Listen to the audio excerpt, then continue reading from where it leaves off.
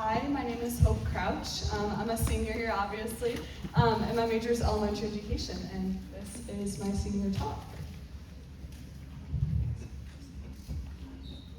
Yeah, so today I'll be talking about my sin and how we need vulnerability in the body of Christ. So, to begin, I'm going to read an excerpt from My Heart, Christ's Home. In this beautiful story, it displays what a growing relationship with Christ looks like as he gracefully and intentionally enters our lives. Each room displays a different aspect of who he is and how he desires to interact with us. So, this is the hall closet. One day I found him, Christ, waiting for me at the door. An arresting look was in his eye. As I entered, he said to me, "There's a peculiar odor in the house. Something must be dead around here. It's upstairs. I think it's in the hall closet." As soon as he said this, I knew what he was talking about. There was a small closet up there on the hall landing, just a few feet square. In that closet, behind lock and key, I had one or two little personal things that I did not want anyone to know about. Certainly, I did not want Christ to see them. I knew they were dead and rotting things left over from my old life. I wanted them so for myself that I was afraid to admit they were there. Reluctantly, I went up with him, and as we mounted the stairs, the odor became stronger and stronger. He pointed to the door. I was angry.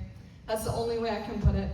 I had given him access to all the other areas of the house, and now he was asking me about the little 2x4 closet. I said to myself, this is too much. I'm not going to give him the key. Well, he said, reading my thoughts, if you think I'm going to stay up here on the second floor with this smell, you are mistaken. I will go out on the porch.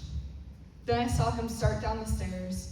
When one comes to know and love Christ, the worst thing that can happen is the sense of withdrawing his fellowship. I had to give in. I'll give you the key, I said sadly, but you have to open the door. You have to open the closet and clean it out. I haven't the strength to do it. Just give me the key, he said. Authorize me to take care of the closet, and I will.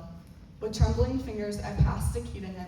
He took it, walked over to the door, opened it, entered, took out all the putrefying stuff that was rotting there, and threw it away. Then he cleaned the closet and he painted it. It was done in a moment's time. Oh, what victory and release to have that dead thing out of my life. So how this connects to me is I walked into college with a clear picture that I was a good Christian as long as you didn't look at that one area of my life. That one area was my sexual sin. I thought that I would never be able to make friends or that people wouldn't like me if they knew about it. Especially entering into the Cru movement, I looked around and saw people who were so joyful and put together. I thought that surely I would be looked at differently if only they knew. It made me feel dirty and unworthy to be in spaces with all these people who were still so new to me.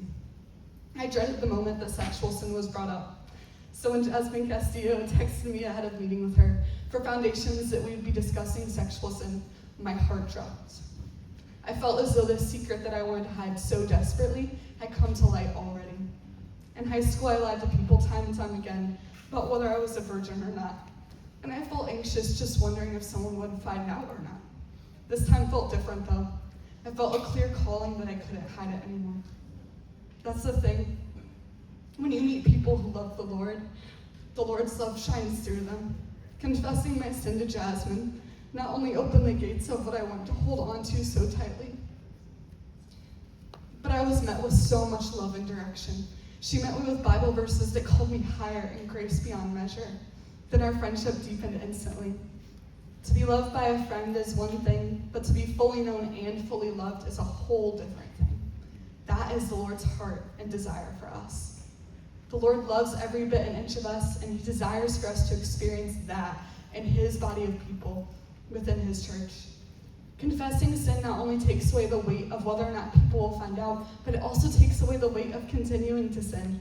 There were sinful patterns that were still trailing from my past sinful life, and bringing it all to light took away the chains that kept me in cycles of sin. Only when these chains were broken away was I able to experience true freedom. After this, little by little, I was able to confess to one or two more people, but it took time for the Lord to work in my heart to get to where I am now, sitting in front of all of you. Each time it felt easier and easier to share because the Lord worked through his people to declare truth over me. I still remember how my discipler, Mercy Jervis, met me with so much joy and love when I first told her. I thought again that confessing my sexual sin would change everything, and it did change everything in the best way possible. It opened up so many doors for conversations about the Lord's heart and desire for us. Jumping to my junior year, I got to lead with Mercy, which she graduated last year for context. And she challenged me to share my sin with even more people. I watched as she cheered me on every time that I shared. I also watched how the Lord led me to conversations with people who had experienced similar things or had just experienced sin in general. Through this, the Lord used so many conversations to redeem my heart as he redeemed others too. The Lord wants us to be in spaces where we are fully known and fully loved.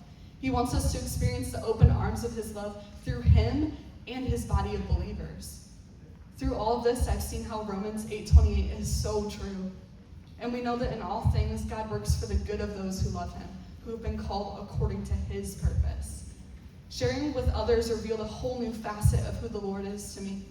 The Lord uses all things, including my vulnerability of sexual sin, to draw others to himself.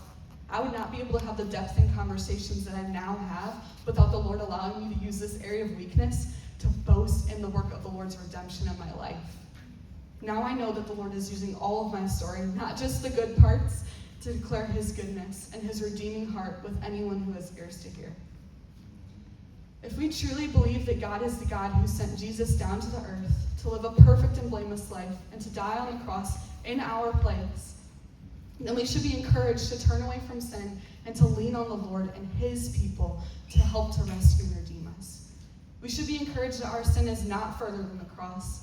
We should be encouraged that if the Lord is calling us to share our sin with trusted friends, they will receive our brokenness with glad and joyful hearts. The Lord uses all of these things so that we may ever boast in his goodness and his graciousness. There's no one else who can love us like the Lord.